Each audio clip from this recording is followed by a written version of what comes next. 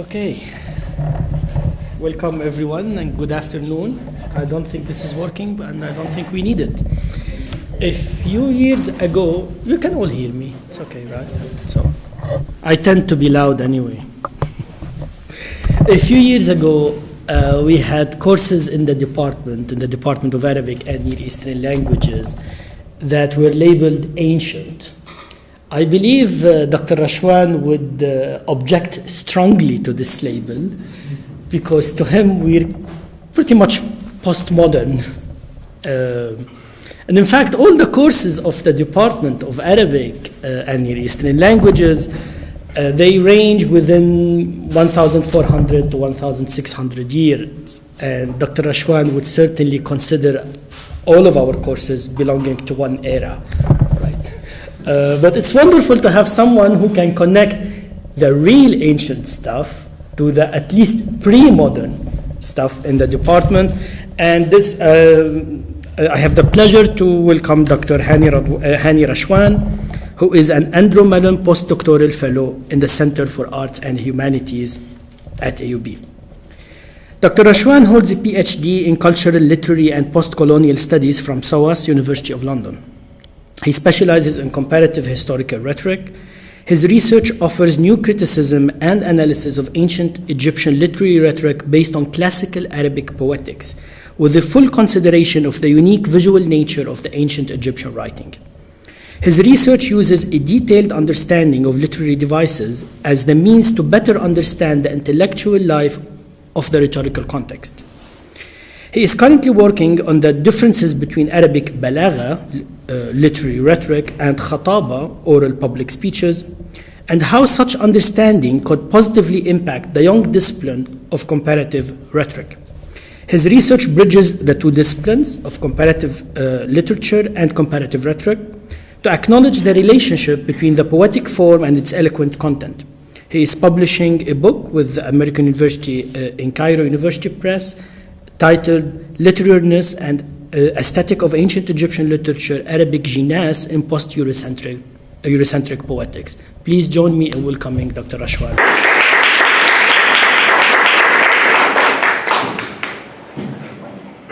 I must big thanks to Professor Abu Hussein.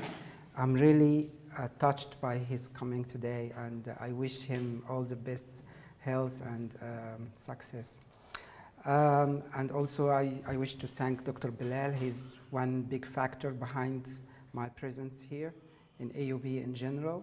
I was impressed by his profile and also about his enthusiasm in working in the Arabic literature.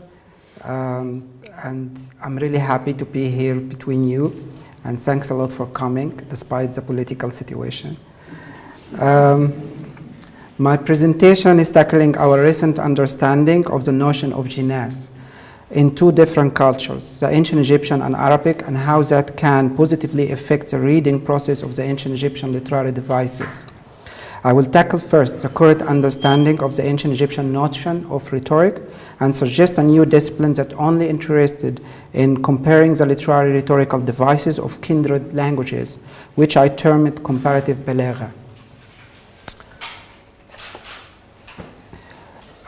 So I speak here about the linguistic, comparative linguistic in general, and how the linguists combined certain type of languages with each other to create a phylum or a family, genetics related languages. I believe that an important key into understanding the ancient Egyptian language begins with understanding its language family. The Afro-Asiatic family is understood to include 6 groups of languages. The Semitic language family, which include Ugaritic, Arabic, Hebrew, Phoenician, Aramic, Akkadian, is without doubt the branch of the Afro-Asian phylum that has been studied the most and the longest. This is for a simple reason, that it includes languages such as Arabic, Hebrew, Aramic, that are the bearers of religious literature that have continued unbroken into the present. Languages should never be considered in isolation if closer relatives are at hand. This is one main principle in comparative linguistics. This Greenberg statement is one of my main supporting arguments which inspire my whole research. I do think that we still need to give this statement a means of being approached in the literary studies.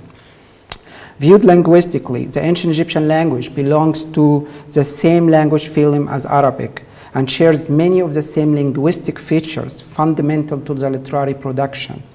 The linguistic here, Derek Nurse, stated that when any language dies, that doesn't mean that its study becomes limited or restricted, since the other kindred languages can enrich our knowledge via the rediscovered linguistic affinities, which in turn designate the early connection between them.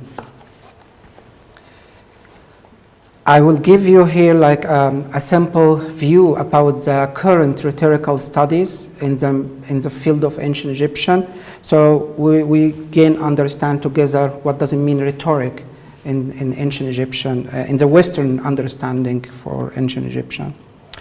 So you find here three quotes that speaking about three quotes which claim that ancient Egyptians through 3,500 years couldn't develop any logical argumentation base. I think in order to understand why these scholars have reached out to such conclusion, we have to look quickly at how they understood the notion of rhetoric in ancient Egypt. So one of them, James Murphy, there is no evidence of interest in rhetoric in the ancient civilization of Babylon or Egypt. For instance, neither Africa nor Asia to this day produced a rhetoric. So it's yeah. So goes in some details. The main research that opens up the scholarship of the ancient Egyptian rhetoric belonged to a biblical scholar. His name is Misha El Fox. His reconstruction mainly based on extracting the public and private speaking rules from various wisdom texts, gathering them to form one general unit, ignoring the fact that such wisdom or instruction texts were often fictionalized, presented as coming from a father to a son, and often as rising from a very ancient and famous figure. So you can see here, he divided the ancient Egyptian rhetoric into 5 canons: maintaining silence, restraining feelings, finding the right moment to speak, speaking fluently, speaking the truth. The continuous stress on the moral element in the ancient Egyptian rhetoric appeared strongly in these studies because using the wisdom and religious literature to extract the oral public speech rules. So to understand why they were focusing on the public oral speaking rules, we have to understand what does it mean rhetoric in the Western studies. This quote saying, briefly, what's the general definition of rhetoric. Rhetoric derived from the Greek philosophy is traditionally conceptualized as a method of persuasion through logical rational arguments. This Eurocentric perspective has privileged at the expense of other traditions of orality and orator a narrow understanding of the ways by which cultures communicate meaning and tradition through the spoken. So even the scholars who try to produce a rhetorical studies like rhetorical analysis, they find it, as we find here in the other quotation, even those scholars sensitive to the value of rhetoric as linguistic and cultural force have generally found it difficult to produce insights equal to the critical role that rhetoric has played in the history. So speaking about comparative rhetoric discipline, this is the main reference that opened the discipline of comparative rhetoric. It's belonged to George Kennedy, an American professor who wrote like an encyclopedia about the whole different rhetoric of different countries like ancient China, India, Mesopotamia. So it's like encyclopedia of many different countries. Comparative rhetoric is a new discipline. This deals with the study of rhetoric across different cultural traditions, but it seems to me that the most of the Western scholars started with the wrong methodology to understand and explain rhetorical systems of the other, depending on their own Western understanding, placing the terminology and theories of Western rhetoric not just as a convenient starting point, but also as the limit of their inquiry. As a result, all other rhetorical systems become ugly replica of the Greco-Roman one, as we have seen in the first three quotations. Apparently, much of the existing attempts to reconstruct the ancient Egyptian rhetoric were hampered at the start by a number of preconceptions that have long been embedded into the general discourse as a scientific or empirical facts. Most such preconceptions center around a primary definition of ancient Egyptian rhetoric as part of public oral practice. The ancient Egyptian and the Greco-Roman cultures have two distinctive perspectives of viewing language, and its rhetorical system, as a result, differing in structuring their persuasive messages. The knowledge of this literary textual practice will play a great role in clarifying how the ancient Egyptians effectively employed many different poetic resources to affect judgment, hence attitudes and actions. A recent study edited by the Arabist Frederick Forer offered insightful thoughts about the two rhetorical systems that always existed beside each other, philosophical and literary rhetoric. The philosophical rhetoric deals with argumentation and regulation of public oral speech, and strongly represented in the Greek rhetorical system that is based on Plato and Aristotle's theories.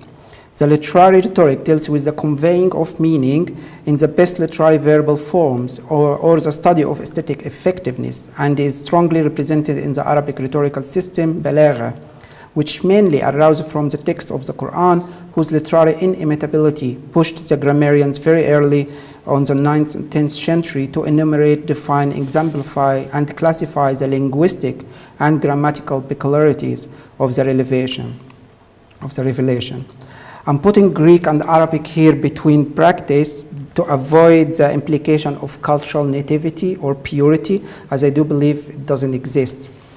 The two rhetorical systems were existed in Arabic culture, but apparently the literary one was the more dominant in comparison with the logical argumentation one. Apparently, the conservative scholar of religion hated this argumentation rhetoric. There is a quote after the famous Islamic scholar Imam al-Shafi'i saying, "People didn't become ignorant, nor deferred after their abandonment of the Arabic language and their inclination to the language of Aristotle's." The main difference, it's still ongoing research, but I think the main difference between the two systems, Arabic balagha and khitaba, or the Greek, depend on the nature of the content. The literary one is just confirming a dominant belief without challenging its accuracy, while the argumentation one is using logical reasoning to deconstruct a long-established thinking or to support a new way of assessment. Both of them are using high literary language. Thus, I am suggesting to use the literary balagha system as a vital key to better understanding the total meaning of the ancient Egyptian texts that belong to the two rhetorical systems.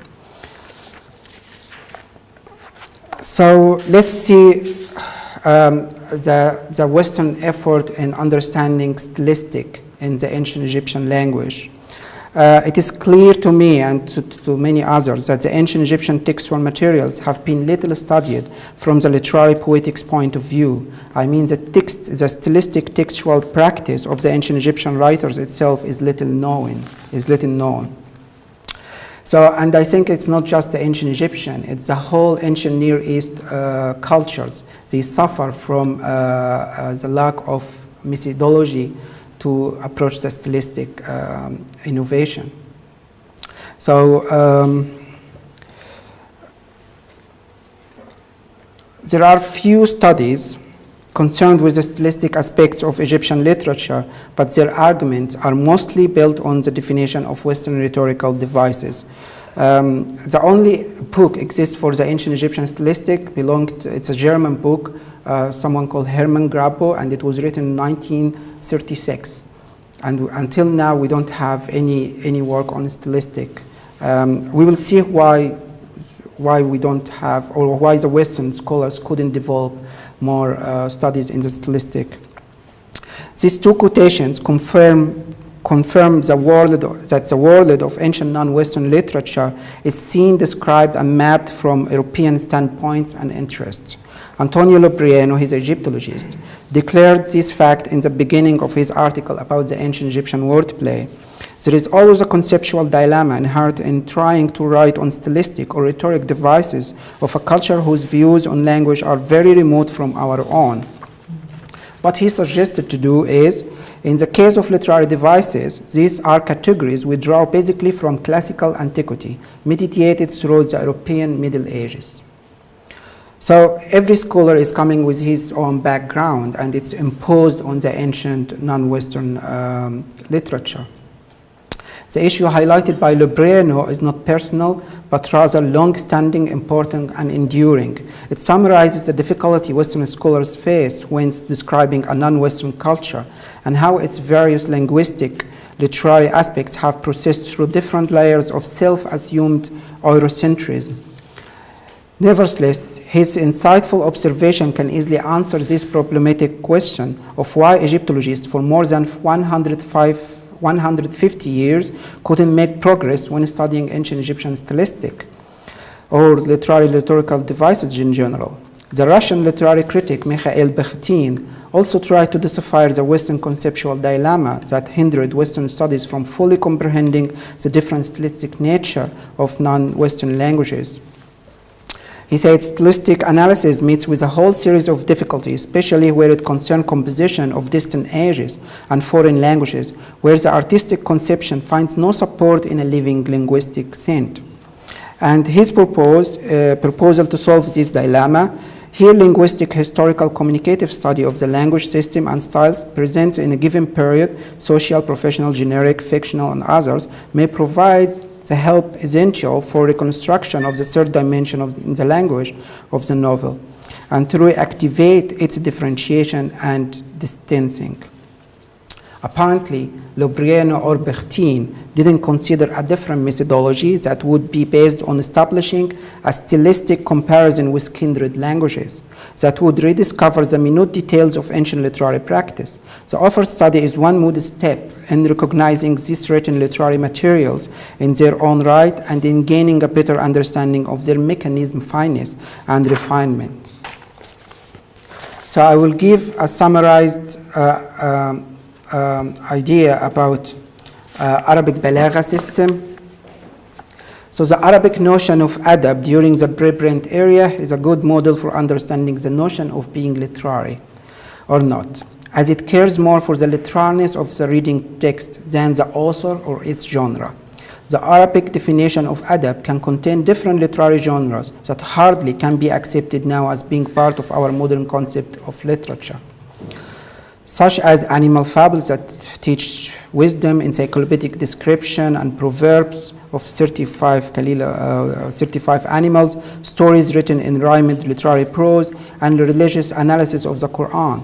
What unites all this composition is the quality of balagha, which is related to the verbal literary talent through which the author penetrates the hearts of the receiver through effective literary devices of the text, which influence the addressee's appreciation of its beauties. In other words, the Arabic authors are obliged by their own receivers to effectively employ many shared literary devices in their discourse in order to effect judgment, hence attitudes and actions towards their writing.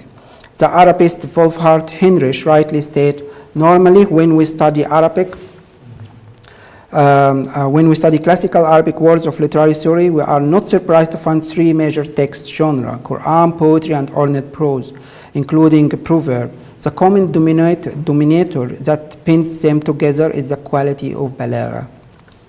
Balagha, at the end of its scholarship, is divided into three categories: ilm al-ma'ani, which deals with grammatical forms and kind of sentence. This Arabic linguistic tradition makes a fundamental distinction between grammar as a discipline, dealing with the formal syntactic structure of Arabic, and this stylistic discipline, which creates the effective employment of this structure in communication and their properties.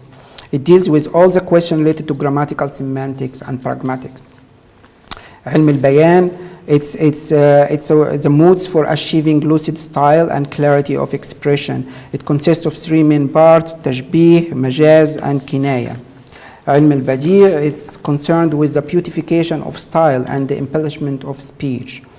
Balagha intensively, in general, studies the material reality of the literary text itself, and by studying the various literary forms, it paves the way for better understanding the general content and how the literary devices actually work to achieve the author's goals. It can be said that Balagha sees the literary work as a more or less consistent assemblage of literary devices with interrelated function within a total textual system. The creative author had to employ the whole stock of formal literary elements such as sound play, rhyme, imagery, syntax, creativity, elaborated narrative techniques in a way that looks unfamiliar to the native reader, to make him feel that what he is receiving is not part of his common ordinary language that he uses to write or to speak with. It's part of inimitability it's the other face of inimitability of Quran. If you want to learn Balagha, it's related how to understand, to better understand the inimitability of the Quranic text. Balagha doesn't consider the detailed relationship between the author and the produced text, or the literary genre of the text, but it deciphers the author's talent by evaluating the used literary devices and how the writer succeeds in meeting this literary text expectation. It can be said that Balagha sets the rules for different literary devices that have been extracted from different literary texts, authors, and times in order to assist the readers to evaluate their own reading texts. The Arabic science of Balagha focuses mainly on studying the various forms of each literary device. The author study is part of a new suggested discipline, Comparative Balagha. It focuses on studying the literary stylistic devices of two kindred languages in a productive comparative way. I mean here per productive that the differences between the two systems are more stressed than the similarities. So not just speaking about the similarities between ancient Egyptian and Arabic. So, speaking about my case study, Arabic Jinās. What's its Arabic Jinās? Jinās is not Arabic word. It's a loan word derived from the Greek Latin root genus, which means race, type, gender, descent. It has been transferred to the Arabic language via the Syriac word Jinīza. The word genus doesn't occur in the Quran, and the root jins is not found there at all. Nor are these used in pre-Islamic or early Arabic poetry or in the major canonical hadith compilation. However, the concept of Jinās in Arabic Balagha is fully Arabic and is more related to the nature of Arabic language, not the Greek. Here, this is the early studies of Jinās. Kitab al-Agnas min Kalam al-Arab, one of the earliest philologist study of Arabic in general. And Jinan al-Jinās and Jani al-Jinās and Bulugh al-Arab fi ilm al-adab ilm al-Jinās. Each book of those have a different methodology in tackling Jinās. So what's the equivalent of Jinās in the West, in the Western literature? It is worth mentioning that the study of wordplay in the West suffers from different problems. One of them is the many interrelated terms exist in both ancient Greek and Latin. Peter Redfern here shows some of these terms, saying that many commentators have remarked on the state of extreme confusion between each of them. So we have to understand that ancient Greek, they have developed their own terms, and after that the Latin, they added more terms on that, and after that the modern European language, they developed terms according to their languages as well. So it's not just one line from ancient Greek to the Latin, and after that to the modern European. These phenomena affected negatively the study of non-Western wordplay, and many scholars declared their abhor of bridging their own Western terms with the ancient non-Western material, considering the unclear nature of the modern Western concepts. Here I have a quotation from two scholars. He's saying the study of wordplay in ancient Near Eastern literature in general has historically been plagued by a loose and inconsistent vocabulary. The commonest term usually applied to the phenomena have been wordplay, paronomasia, and punning, and each of these masks a wide array of devices and possess connotations that don't adequately convey the purpose of the phenomena in antiquity. This is especially the case of the term wordplay, since its use in the classical Greece, the term paronomasia has had a long and equally inconsistent history of usage. However, it is used today as an umbrella term to describe a number of different sound devices, including alliteration and assonance. Punning is the most general of the three terms and can be used to cover wordplay and paronomasia, as well as visual devices. So here's the scholars proposing the term pun. So let's understanding what the term pun means in the English-speaking world. To better understand the confusing dilemma of writing about Arabic Jinās or ancient Egyptian wordplay in the Western studies, we have to understand the ancient Greek and modern Western comprehension of the common terms. The history of this literary term pun can perfectly illustrate the contradictions in what at first seemed as a fairly clear-cut history for modern Western studies, but it's not true. The inconsistent conjectures about the early root of the term pun emphasize the difficulties that covers its early etymological meaning, and thus provoke many uncertain speculation about its early reception and function as a literary rhetorical device. The familiarity that English readers feel towards what is called pun is part due to Shakespeare writing, the England national poet who lived from 1564 to 1660. However, the earliest record use of the word pun cannot go farther than 1660. Mainly in the work of the English literary critic and poet John Dryden, it thus means that all the known definition of the term pun that exists in the English dictionaries are based on the modern reader knowledge of what puns are, and dictionaries seem to authenticate what they already know. It means also that most of the European languages, with their historical ancestors and even Shakespeare himself, weren't familiar with the word pun and its modern Western concepts at all. If you are familiar, Shakespeare have received a huge amount of criticism about his use of bad pun. He wasn't even aware of the term itself because it was created after his death for 50 years or something like that. So Joseph Dane demonstrates such fact in his critical treatment of pun and its equivalent, paronomasia quibble, during the 17th and 18th century, and how their historical concepts look elusive and vague in the three empirical languages of Europe, English, German, and French. So here it's American professor saying, for the English word pun, there are neither cognates or conceptual equivalents in other European languages. In German, one can do is Wortspiele, but this is clearly a much broader term than ours. Does this mean that puns don't exist in German literature, or does it simply mean that there is no way to point them or to conceptualize them? So it's very problematic, the word itself and its application in the European language. I mean the imperial language of Europe, so not all Europe even. Moreover, pun is always described in English world as the lowest form of humor. So you can imagine if you find like there is like a famous Arabist speaking about puns in the Sira, punning as a method of understanding, punning. So if we understand the modern concept of pun, like pun in the Quran, so they already have a preconception about pun coming from their own languages.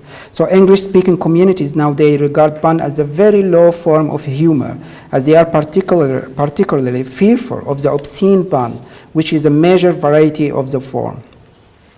So I suggest here to use the term Jinās to stop the automatic application of Western terms and concepts. So here I will give briefly, I have reconstructed like 30 types of Jinās, but I will focus here like few types just to emphasize how the Arabic linguistic nature can help to rediscover the ancient Egyptian one. So I will begin here with two types of Jinās, but here are just two kinds of Jinās that we cannot investigate in the ancient Egyptian language because the lack of harakat records in the ancient Egyptian consonantal writing. So I'm against the use of the word or the term vowels because it's completely has a different history in ancient Greek and in Latin and modern European from the Arabic understanding of vocal movements or harakat. In this Arabic instance, one vocal movement is used to distinguish the semantic differences between two Jinas words in order to define the implied literary play between the two analogous words. So we can see here, وَلَقَدْ أَرْسَلْنَا فِيهُم مُنذِرِينَ فَانظُرْ كَيْفَ كَانَ عَاقِبَةَ الْمُنذِرِينَ. So here we can see that it's just one vocal movement who turned the same word from active participle to passive participle. Vowels doesn't do that in the Western languages or even Latin. So I have differentiated between them according to the function that Arabic harakat play in Arabic. Full Jinās. So this term refers to two words of different meanings that have complete agreement in four conditions: its vocal movement, the number, kind, and order of its letters. The Balagists, I don't always use rhetoricians, so I use Balagists. So I avoid also the negative Western connotation of the word rhetoric. Because if you say like it's a rhetorical claim, it's empty. It has no action, empty word of action. So the Balagist differentiated between the different forms of the two words. Both Jinās words are nouns, verbs, or prepositions. They have been called analogical, identical Jinās, Jinās mumasil. If they are different in gender, they call it fulfilling Jinās.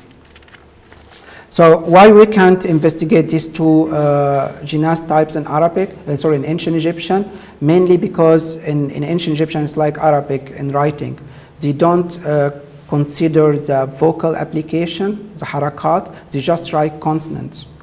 It's a very strong phenomena in Aramic, Phoenician, not Akkadian, but it's related to the Proto-Semitic languages. So partial Jinās. This Jinās term refers to two similar words that missed one of the four conditions of full Jinās: vocal movements, number, kind of. So al-burd yamna al-bard. So al-burd is a close and al-bard is cold. So it's a proverb. Al-gahil imma mufrit aw mufarrit. So two different words, but they have one vocal movement different between the two words, and it's changing the meaning of the word itself. So if we get one ancient Egyptian example, I have a huge amount of ancient Egyptian examples, but I will give here one here. It's from the hieroglyphic hymn of Osiris. It's in Louvre Museum. Here's a play between shoot and shoot. The first shoot is to mean the shade, sun, the shade, the sun shade, and the other one means a feather. So they play also between the two words. Here is example from Hatshepsut obelisk, and you can see kha'u and kha'u. So the two words, they have the same consonant but with different meanings. And also he has double actually ancient Egyptian partial Jinās between akhti and akhti. So the first akhti, it means the horizon, and the other one is a god.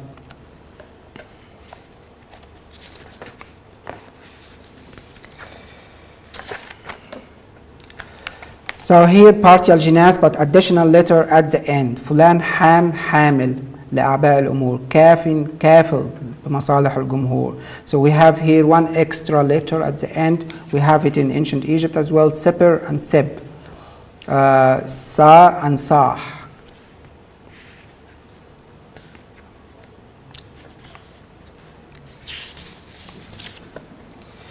So here also partial Jinās but additional letter in the beginning.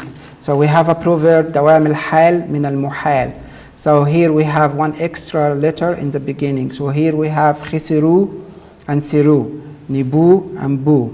And also in the other example, hymns of Senwestrit III, sikhit, khit. So here we have extra letter in the beginning. Partial Jinas, additional letter in the middle. So like jiddi, jehdi, it's a proverb as well. So we have here one letter extra in the middle of the word. So sinnijim and sisnijim, and nibau and nibu. And also in the example here from the love songs, her and heter. Morphological Jinas. So these Jinas terms refer to two lexical items that have the same morphological root but in different grammatical positions. The two words can be also different in their vocal application, but the consonant root is the main dominant in shaping morphological Jinas. This type of Jinas has been used often in Arabic, as it shows how a verb and its derivatives can creatively be used to produce different semantic only by changing its grammatical position in the sentence. Morphological Jinas cannot simply be considered as part of the fabric of ordinary language, as some Western literary analyses tend to deal with it. In the field of the Western translations, translators intend to replace the repeated words by synonyms, or even completely omitting them. As a result, the Western readers lose the meaning of the various forms of the original repeated word, or at least missing out on the sound repetitions. Many classical textbooks of Western stylistics warn the students that repetitions are shocking to the ear and that repetitions are to be avoided by the use of synonyms. However, the situation in Arabic and ancient Egyptian language is reversed, as morphological Jinas serves as one of the most desired literary devices that facilitate communication and minimize errors in receiving the intended message. So you can see here, لا أعبد ما تعبدون ولا أنتم عابدون ما أعبد ولا أنا عابد ما عبدتم ولا أنتم عابدون ما أعبد ومكروا مكرا ومكرنا مكرا. الباحث الجيد يبحث في موضوع مفيد ويهتم ببحثه. So it's a lot of repetition here. The ancient Egyptians, they have very similar situation with using different forms of the same verb. So we have here one of extracted from a text called Kha'khibr Sinib, in jed jed jedi jed titi fi. Actually, this is how the Western scholars receive la umakaru makran wa makarna makran. So it's and the other one hisi hisis hisiyu. So hisi, it means to praise, but it's in colloquial Egyptian we mean his. It mean also sawt, a voice. We say hissak ali. It's related. And also here's the last example, shiri shiri shiriyu. So repeating the same root but in different grammatical position. Double morphological Jinas. This doesn't exist in Arabic, just in ancient Egyptian, when the author use two forms at the same time. So two roots, different roots. So ken and kenit. One is participle and the other infinitive. Nakhtu and nakht. One is plural and one is singular. And the other one irit and ear. And khesfit and khesf. By the way, khesfit, it's a feminine plural because any feminine in ancient Egyptian ending with t, with a t. So it's a sign of feminine. But also khesf, it's mean punishing in ancient Egyptian, which is khasafa in Arabic. So here's semi-morphological Jinas. It's when the linguists are not sure about the relation between the two words. So they are not very confident to relate them to each other. So if I say إنه ذهب وأخاف أن تذهب, so ذهب is gold, but تذهب is to go. There is no semantic relation between this, but they have the same root. So it has been acknowledged as a dilemma in the ancient Egyptian morphology.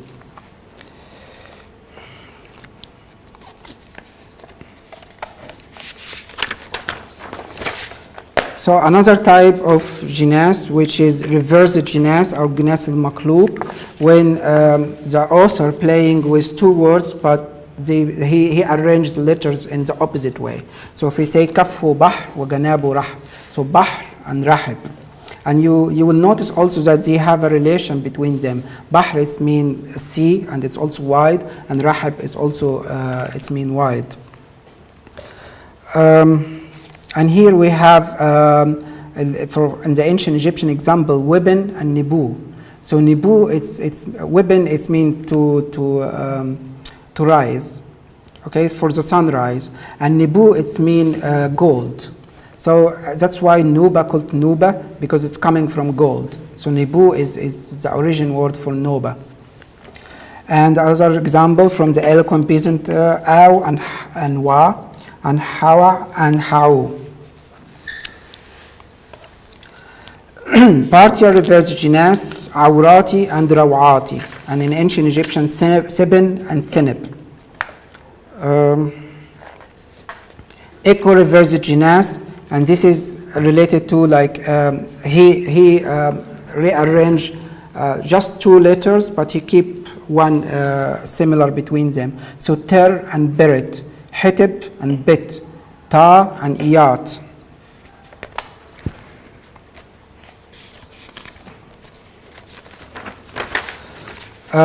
Resemblance Jinās. So this Jinās term refers to two similar words that have the same number and kind of letters, but with only one letter different in both of them. This is not a letter that has been added to one of the words. If the two different letters are the similar sound quality, it called, they share the same places of articulation. This type of Jinās called resemblance Jinās. If the two different letters don't come from the same places of articulations, it's called non-resemblance Jinās. So Laylin Damis was Alam and Tamis. Damis and Tamis. One Dal and other Ta. In ancient Egyptian, we have here How and How. And also the other one, Di Khair, Rikiyu Khair Sibi. I made your Khair and Ghair. Khair here, the first one is meant to fall down. Like in Arabic, kharra sajidan. But here it's used for the enemy, and you can see there is a man falling on his face. So this is the determinative, the visual. It's unspoken. Yeah. Non-resemblance Jinās, one of the very famous medieval books about medicine. عيون الأنباء في طبقات الأطباء. أنباء أطباء. Nun and Ta, they have no relations. They are not sharing the same articulation source. In ancient Egyptian, Mesih and Menih. Mesih, it's mean crocodile. In the Arabic, is Timsah. And Menih, Ma'if. So Ma'if, this is the end. It's a preposition. It's mean with, Ma'. It's the same one in ancient Egypt and Arabic. Tinemu and Tamu. So here we have one different letters between them, but they don't share the same source of articulation. Beginning Jinās, وَمَنْ يَطَعَ اللَّهُ وَرَسُولُهُ فَقَدْ فَازَ فَوْزًا عَظِيمًا. فَقَدْ فَازَ فَوْزًا عَظِيمًا. Three words. So in ancient Egyptians, they loved this way of connecting words. So you see one of the examples here in ancient Egypt, خاو خبرت خبرو خبري خايت خاو. So it's a lot of خا. نفعت نفتفت. سختي سبر سب سنو. It has a lot of musical functions to facilitate the communication as well. And the last one is visual Jinās, جناس الخط أو الجناس المرسوم. This Jinās term in Arabic refers to two words that have identical number and kinds of letter, except for different letter, with the two different letter. So here I will speak the main pure difference between the ancient Egyptian language and any other pure alphabetic system will be related to the visual nature of the ancient Egyptian writing and how the Egyptian writer take advantage of such visual inimitability. The visual rules that govern their literary interaction are not fully studied yet and can be easily overlooked under the influence of our dominant alphabetic knowledge. The term used for, so here in Arabic, it's الذي هو يطعمني ويسقين وإذا مرضت فهو يشفين. So the difference between these two words, seen and sheen, only the three dots. And it was late in an Umayyad period, they added these markers, so these dots, but these dots become part of the form of each letter. And also, so here it's one of the maqamat al-Hariri, the Aleppo one, so Zayyan to Zainab. So if we just remove the dots, we will not be able even to understand what the word means. بقد يقد وتلاه وإله نهد يهد. So how it works in ancient Egypt.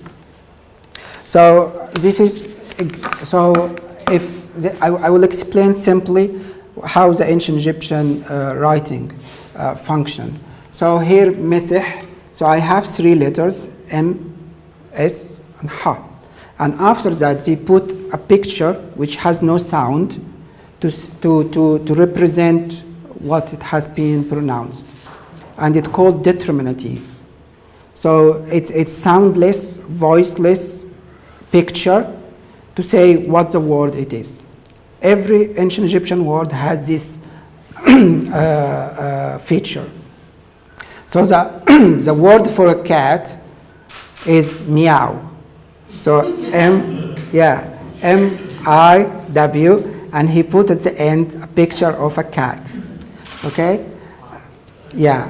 So this is how easy the ancient Egyptian functions. We thought you were a great linguist.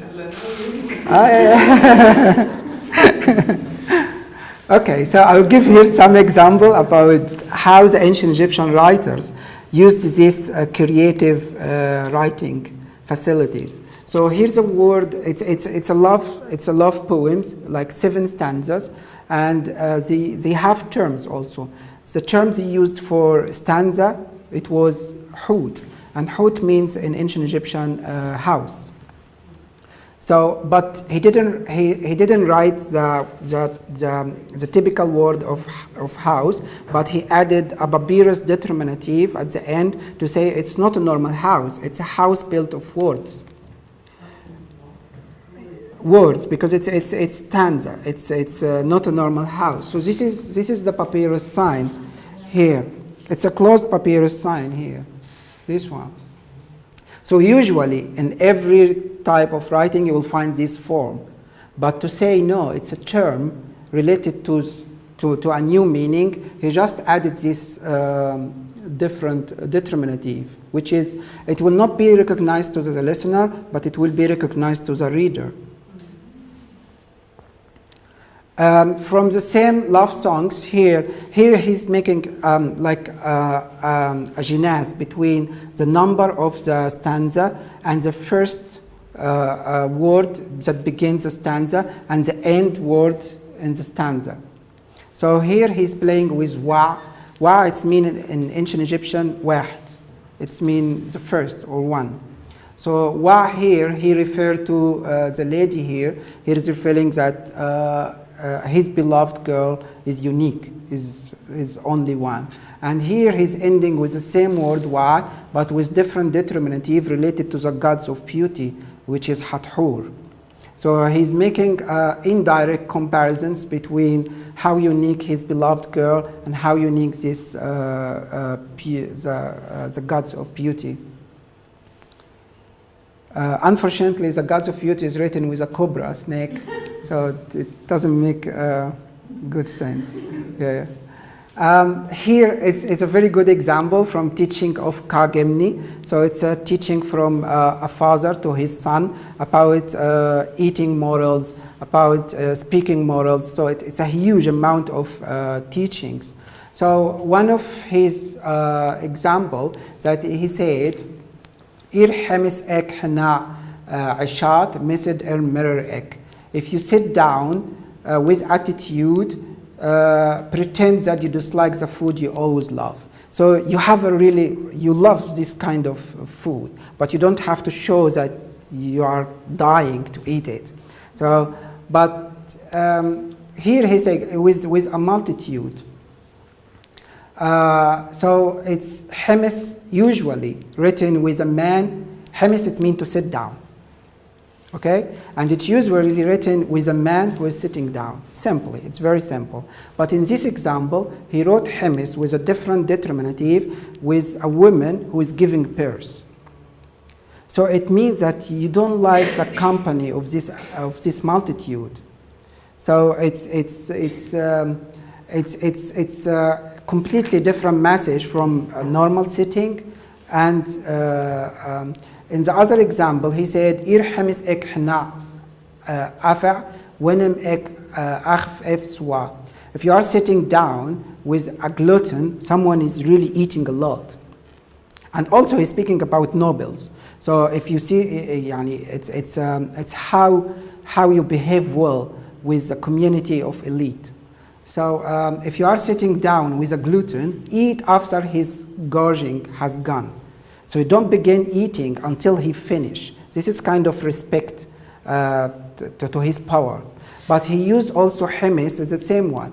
It's you don't like this company, but you have to stay with him. So you don't like the company of a pregnant woman? Yeah, he doesn't like to stay with gluten. No one likes to stay with gluten. But if you force it, Why a pregnant woman?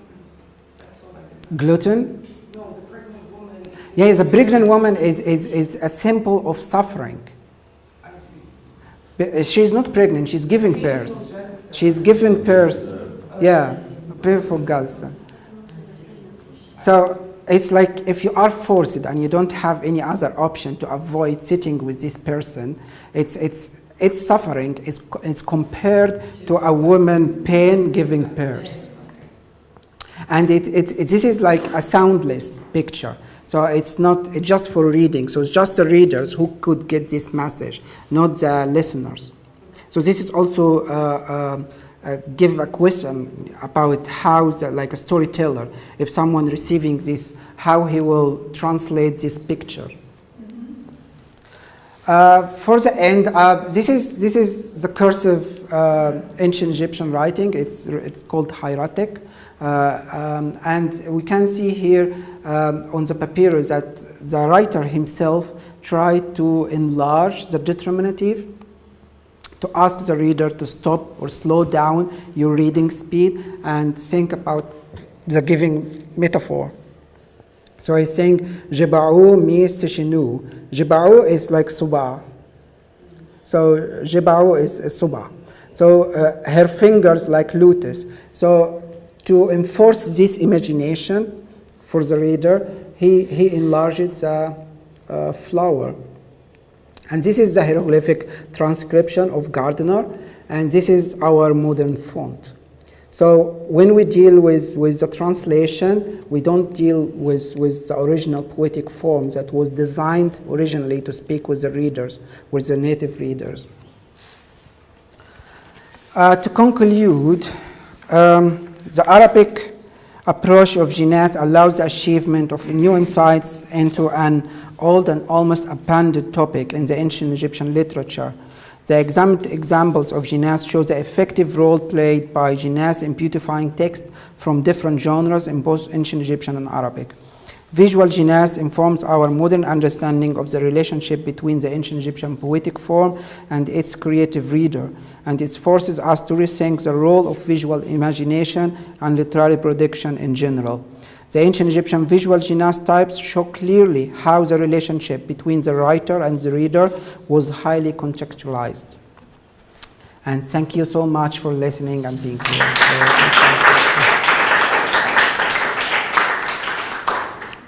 Take a question, There.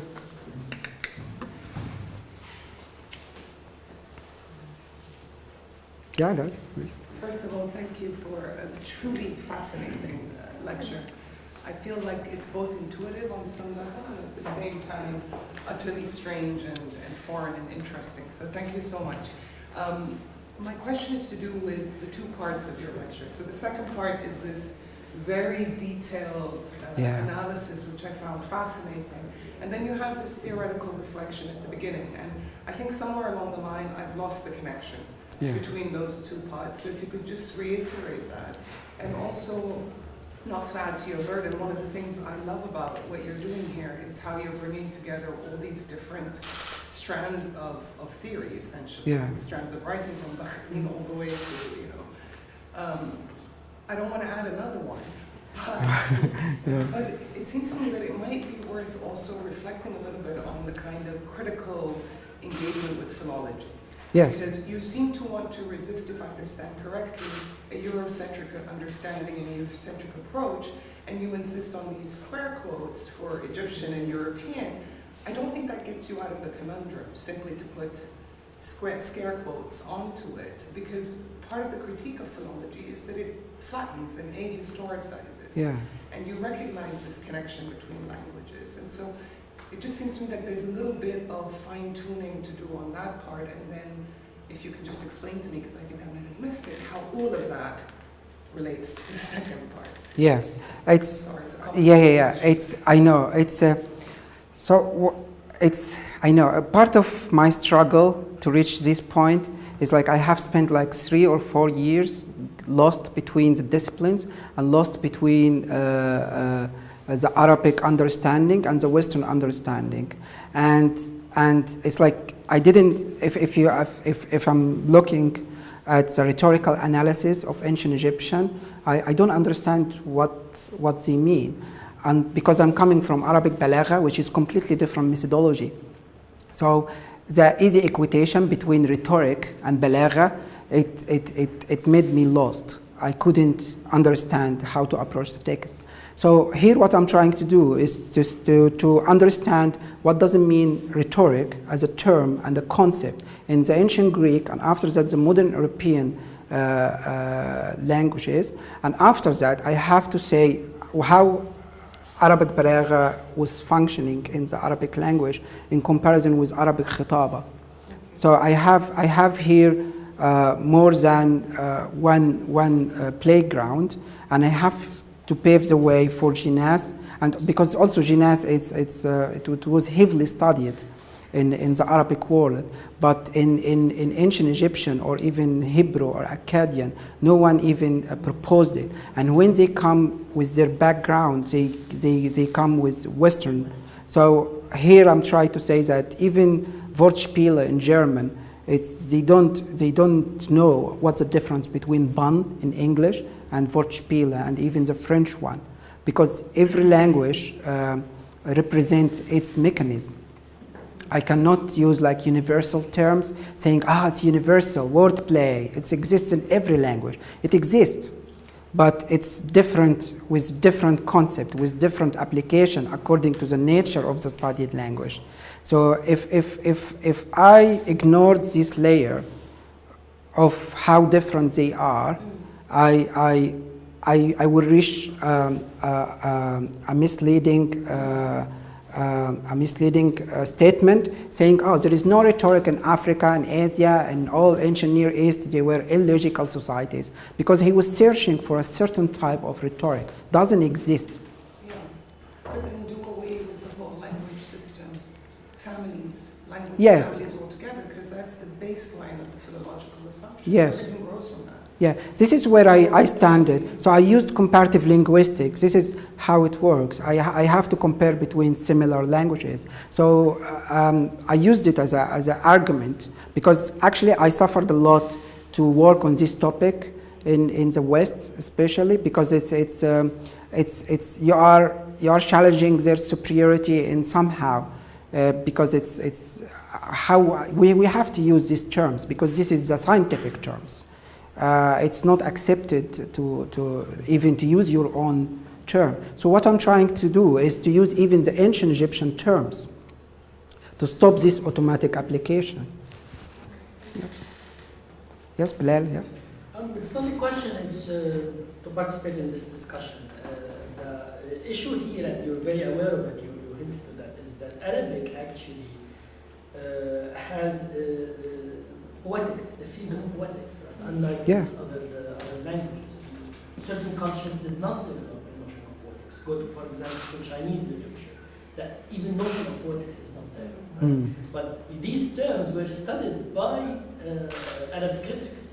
You try to actually detach from that, right? By not saying, for example, that this example is coming from أجناس التجنيس of the ثعالبي, or using ثعالب's different categorization of this, right? You try to detach from it, and rightly, because there's no other way. But it is a challenge, actually. Yeah. Arabic tradition is so rich compared to other traditions. When it comes to a term like Jinas. Arabic balagha is I think it was created to serve the Quran as an inimitable text, and after that it was extracted to be used in other literary genres. But it has been it is very developed in comparison with the stylistic studies of the West, but also they are very developed in terms of argumentation and logical, rational thinking. So they have a lot of categories, and this is what Arabic Khitaba did in علم الكلام and speech science. علم الكلام, it's المتكلمون. Yeah, please, Catherine. So this is coming from a place of ignorance in relation to ancient Egyptians, so the answer may just be no. But you were talking about kind of ethnic and etic understandings of poetics. And going on from a colleague's question, I was wondering, is there any theorization within ancient Egyptian texts that we still have? I understand the survival is patchy, but that we still have of ways of writing or ways of speaking? You know, is there an understanding that comes from within that linguistic culture, or do we just not have that? Yeah, this is a very good question. Like, it's the main argument that to impose the ancient Greek classification and understanding, it's this ancient cultures, they don't have theories left. They didn't produce a qualified theory that can match the ancient Greek, and this is really sad. But I tried indirectly to use many ancient Egyptian examples. This is like empirical data. It says that they were aware of the phenomena. It doesn't mean that they didn't have a book or theory about it, that it wasn't practiced. So we are aware of many theories, but we don't use it in our work. Maybe we hate it even. So so this is but we have actually some literary critics in ancient Egypt, like they prefer certain type of genre. Yeah.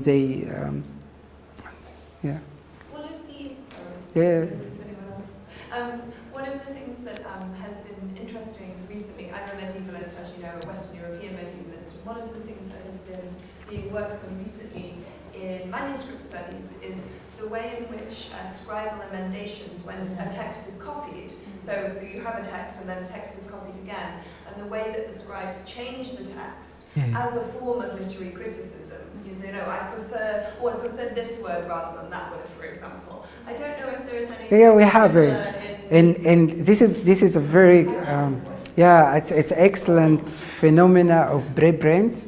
So you don't have one fixed final text. Exactly. So the author produced one text, and after that the copiers, maybe no, he didn't mean that. So he added his stamp on the text. So the text has many lives, as many as the copiers themselves. We have it in one of the stories called Eloquent Peasant and Snuhi as well. So we have many different copies. It's the same story, but each copier has his own input in the text. How about wordplay in other ancient languages? Like, I'm not in the Bible, no, it's a huge amount. Huge, yeah. It's Adam. It's like all the names in the Bible. It has a lot of connotations, and they play with it in Phoenician as well, in Akkadian. But that's why I begin with why the Western cannot approach these ancient texts.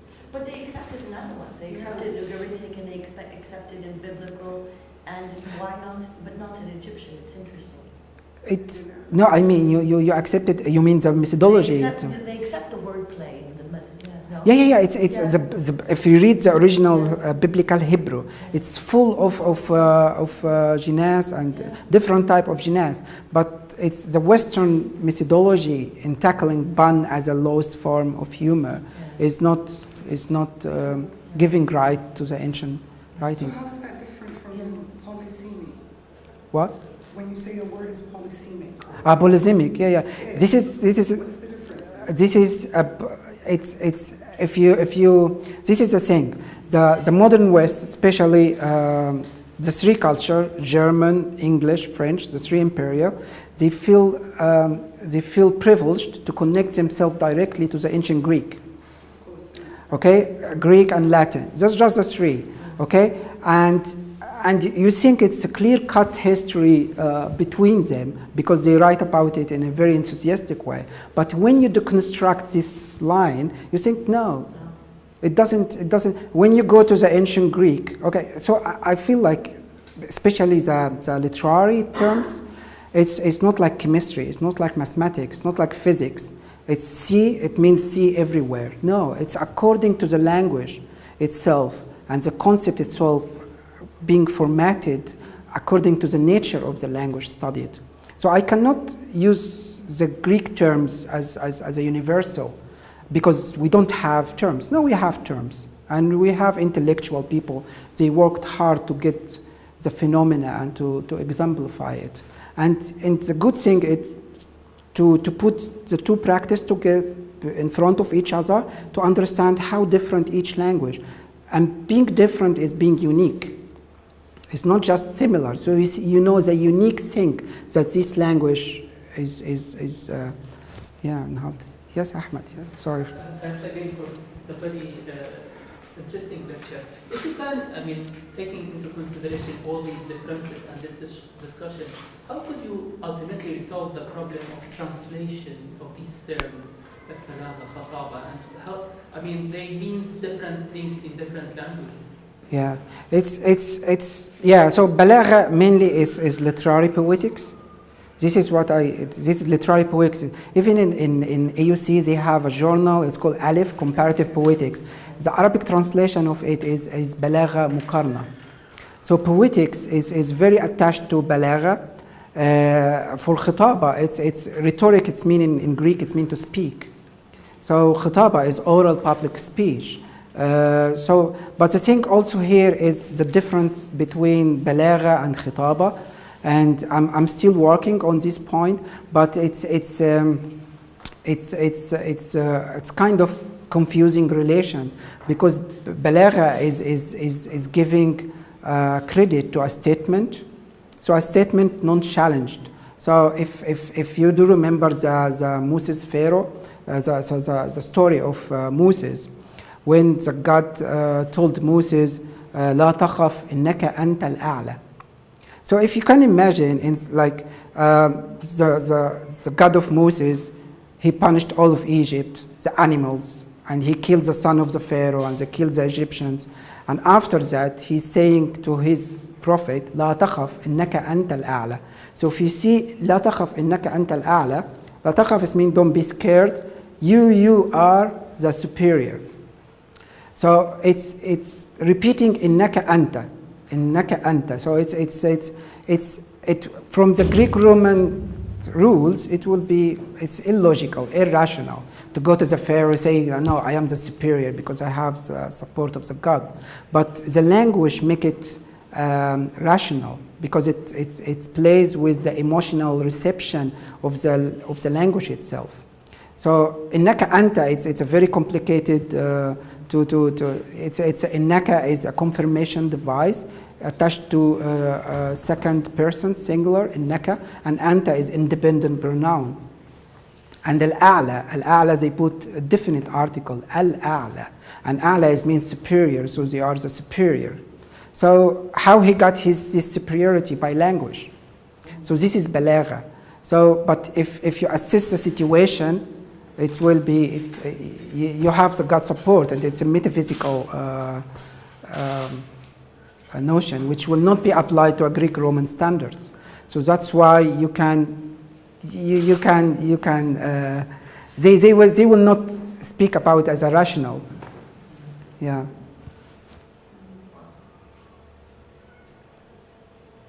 Thank you so much. Thank you.